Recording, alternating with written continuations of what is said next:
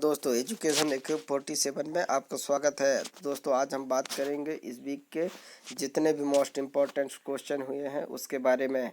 तो दोस्तों इस चैनल में बने रहें, या आप नया हैं तो इस चैनल को सब्सक्राइब करिए दोस्तों, लाइक कीजिएगा दोस्तों, और ज़्यादा से ज़्यादा अपने दोस्तों को शेयर कीजिएगा दोस्तों। तो चलिए आगे बढ़ते हुए आज के इस वीक के मुख्य इम्पोर्टेंट क्वेश्चन के बारे में जानकारी प्राप्त करते हैं। तो पहला क्वेश्चन क्या है दोस्तों, आपको बता देते हैं। चैंपियंस एंड वेटरन्स समिति का अध्यक्ष निम्न में से किसे नियुक्त किया गया है? तो पहला ऑप्शन है आपका MC Mary Kom, second option है पिंकी रानी, और थर्ड ऑप्शन है आपके पास मंजू रानी, और फोर्थ ऑप्शन है पूजा रानी। तो इसका जो राइट आंसर होगा दोस्तों आपको बता देते हैं MC मैरी कॉम। तो ये राइट आंसर है। आप अगर कोई भी गवर्नमेंट जॉब का प्रिपरेशन कर रहे हैं दोस्तों तो इसको नोट्स भी कर सकते हैं। तो दोस्तों ये इम्पोर्टेंट है, आइए इसके बारे में कुछ जानकारी प्राप्त कर लेते हैं। तो याद रखिएगा दोस्तों, 6 बार की विश्व चैंपियन MC मैरी कॉम को अंतर्राष्ट्रीय मुक्केबाजी संघ AIBA की चैंपियन एंड वेटरन समिति का अध्यक्ष चुना गया है। विश्व संस्था ने पिछले साल इस पैनल का गठन किया था। 2012 ओलंपिक कांस्य पदक विजेता मैरी कॉम को AIBA के निर्देशकों के बोर्ड की वोटिंग के बाद इस पद के लिए चुना गया है। यह स्टार मुक्केबाजी कई मौक़ों पर विश्व संस्था की ब्रांड दूत रह चुकी है। इस चीज़ को भी नोट कर लीजिएगा दोस्तों। आते हैं दोस्तों आगे नेक्स्ट क्वेश्चन की ओर। तो भारत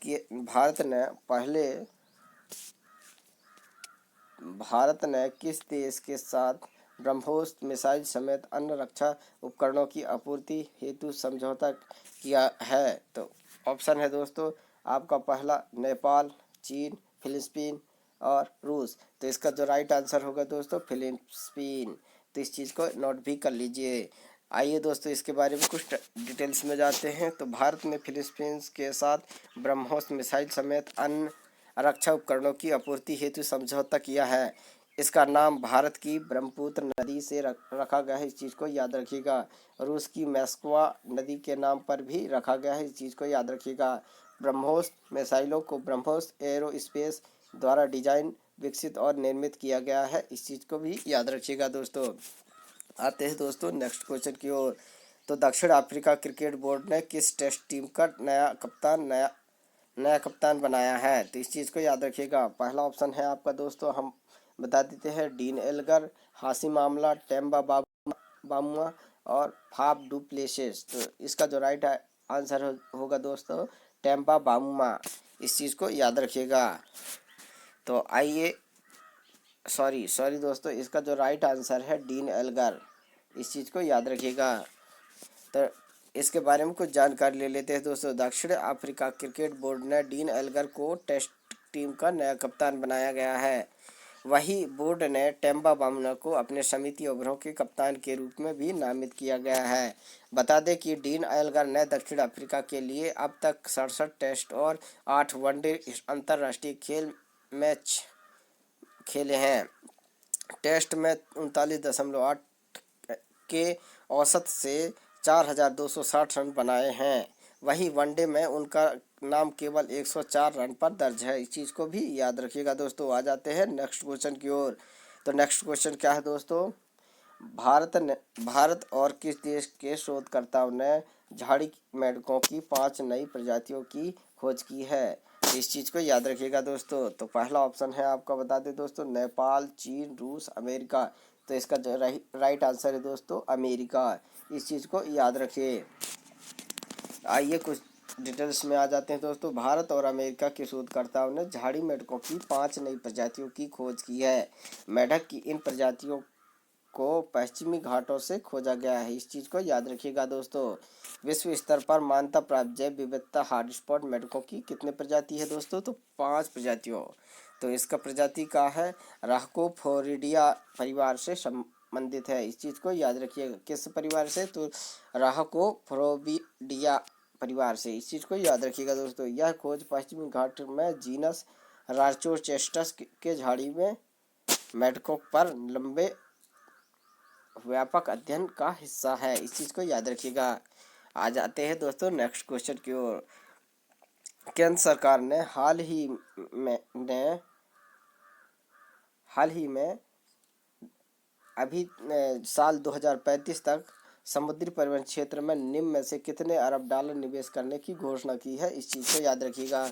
तो दोस्तों ऑप्शन दिया हुआ है 92 अरब डॉलर, 52 अरब डॉलर, 82 अरब डॉलर और 12 अरब डॉलर। तो इसका राइट आंसर होगा दोस्तों 82 अरब डॉलर, इस चीज़ को याद रखिएगा। आते हैं कुछ डिटेल्स के बारे में दोस्तों। तो प्रधानमंत्री नरेंद्र मोदी ने हाल ही में कहा है कि देश में समुद्री नौवाहक क्षेत्र के विकास में 2035 तक विभिन्न परियोजना में 82 अरब का निवेश किया जाएगा। बंदरगाहों के विकास के साथ ही जलमार्गों का विकास और लाइट हाउस के आसपास पर्यटन को बढ़ावा देने के लिए कदम उठाए जाएंगे। प्रधानमंत्री ने कहा है कि भारत की तटीय सीमा के साथ 189 प्रकाश स्तंभ हैं।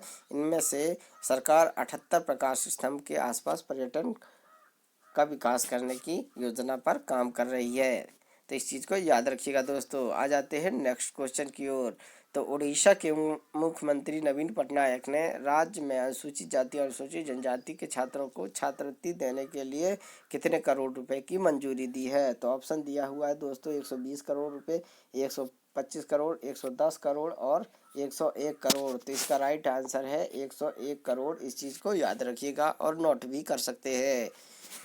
आइए इसके बारे में कुछ डिटेल्स जानकारी ले लेते हैं दोस्तों। तो उड़ीसा के मुख्यमंत्री नवीन पटनायक ने राज्य में अनुसूचित जाति और अनुसूचित जनजाति के छात्रों को छात्रवृत्ति के लिए 101 करोड़ रुपए को मंजूरी दी है। राज्य के 50,000 छात्रों को यह छात्रवृत्ति मिलेगी।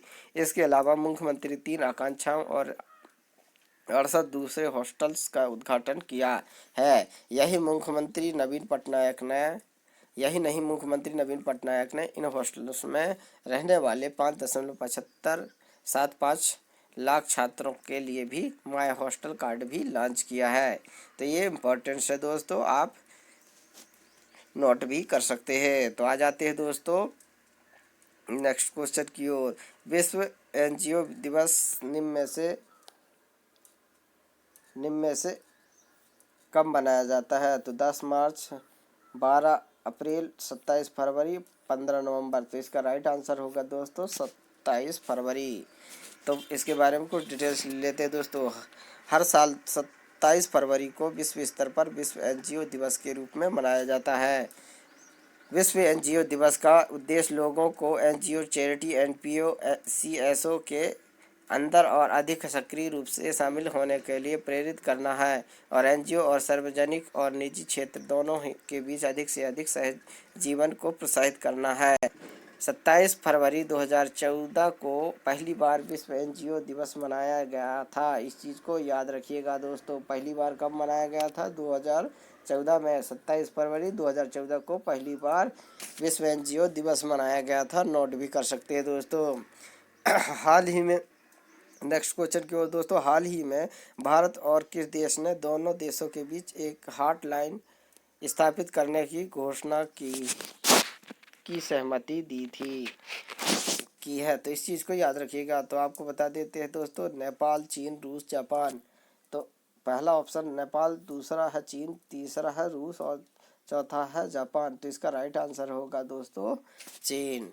तो चीन के बारे में कुछ जानकारी ले लेते हैं दोस्तों। हाल ही में भारत और चीन ने दोनों देशों के बीच एक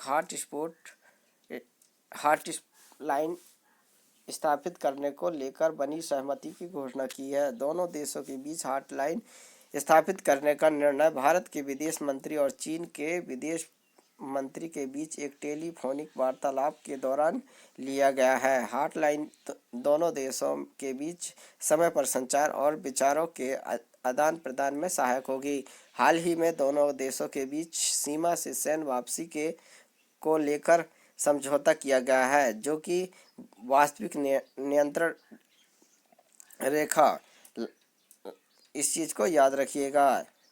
तो उसको LAC भी कहा जाता है, पर शांति को बढ़ावा देना और अंततः दोनों देशों के बीच संबंध को समान करेगा। आ जाते हैं नेक्स्ट क्वेश्चन की ओर दोस्तों। तो राष्ट्रीय विज्ञान दिवस निम्न में से किस दिन मनाया जाता है? मैं आपको बताया था दोस्तों, आपको याद होगा तो ज़रूर आप राइट आंसर कर लेंगे। तो पहला ऑप्शन है 10 जनवरी, 15 जनवरी, सॉरी 15 मार्च और 20 जुलाई। उसके बाद फोर्थ में है 28 फरवरी। तो इसका राइट आंसर होगा दोस्तों 28 फरवरी। तो सीवी रमन ने इफेक्ट जो है रमन जो है रमन इफेक्ट की खोज किए थे। इसके वजह से हम लोग 28 फरवरी को विज्ञान दिवस मनाते हैं, जिसका जो थीम है कि ज़्यादा से ज़्यादा लोग साइंस का प्रयोग करें और टेक्नोलॉजी में आगे बढ़े और लोगों के बीच में विज्ञान का महत्व समझाएं। इसलिए हम 28 फरवरी को विज्ञान दिवस मनाते हैं दोस्तों। तो ये नोट भी कर सकते हैं। तो आइए कुछ के बारे में बता देते हैं दोस्तों इसके बारे में। राष्ट्रीय जो है विज्ञान दिवस 28 फरवरी को प्रतिवर्ष मनाया जाता है। इस दिवस उद्देश्य लोगों में विज्ञान के महत्व और इसके अनुप्रयोग का संदेश फैलाना है। पहला राष्ट्रीय विज्ञान दिवस 28 फरवरी 1987। याद रखिएगा दोस्तों, कब? 28 फरवरी 1987 को पहला जो है राष्ट्रीय विज्ञान दिवस मनाया गया था। इस दिवस को मनाने के पीछे का उद्देश्य लोगों में विज्ञान के प्रति रुचि बढ़ाने और समाज में जागरूकता लाना है। तो आ जाते हैं दोस्तों नेक्स्ट क्वेश्चन की ओर। निम्न में से किस राज्य सरकार ने वरिष्ठ साहित्यकार डॉक्टर सूरबाला को भारतीय सम्मान देने की घोषणा की है? तो पहला ऑप्शन है आपका उत्तर प्रदेश, बिहार, पंजाब, दिल्ली। तो इसका राइट आंसर होगा दोस्तों उत्तर प्रदेश। तो नोट भी कर सकते हैं। इसके बारे में कुछ जानकारी दोस्तों। तो उत्तर प्रदेश सरकार ने वरिष्ठ साहित्यकार डॉक्टर सूरबाला को भारतीय सम्मान देने की घोषणा की है। भारत भारती उत्तर प्रदेश हिंदी संस्थान का सबसे बड़ा साहित्यिक पुरस्कार है। इस चीज़ को भी नोट कर सकते हैं दोस्तों। यह पुरस्कार उत्तर प्रदेश हिंदी संस्थान लखनऊ के माध्यम से साहित्य के क्षेत्र में उत्कृष्ट योगदान के लिए दिया जाता है। इस पुरस्कार में भारत भारती सम्मान के रूप में 5 स्मृति चिन्ह, अंग वस्त्रम तथा 5 इस तरीके के जो है स्मृति चिन्ह है दोस्तों। तो याद रखिएगा।